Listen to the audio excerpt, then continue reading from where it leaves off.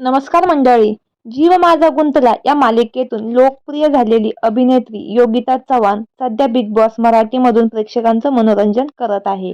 मालिकेतील तिचा सहकलाकार सौरभ चौगुले याच्याशी तिने खऱ्या आयुष्यातही लग्नगाठ बांधली.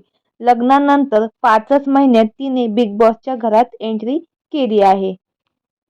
योगिता चव्हाण पहिल्याच दिवशी नवऱ्याच्या आठवणीत रडली होती, मात्र नंतर तिचा खेळ रंगला.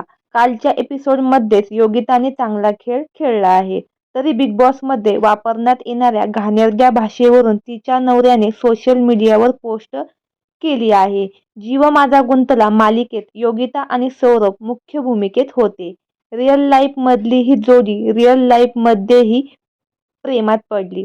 त्यांच्या लग्नानंतर चाहते खुश झाले होते. सध्या योगिता बिग बॉसमध्ये असून समीर तिला बाहेरून सपोर्ट करताना दिसतोय. योगिता वोट करण्याचं आव्हानही तो चाहत्यांना करतोय. दरम्यान काल सौरभने या शोमध्ये असलेल्या भाषेवर आक्षेप घेत पोस्ट लिहिली.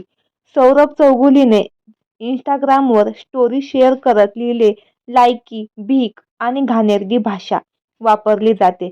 खरंच हा फॅमिली सोबत बघता येणारा शो आहे का, असं त्याने लिहिलं.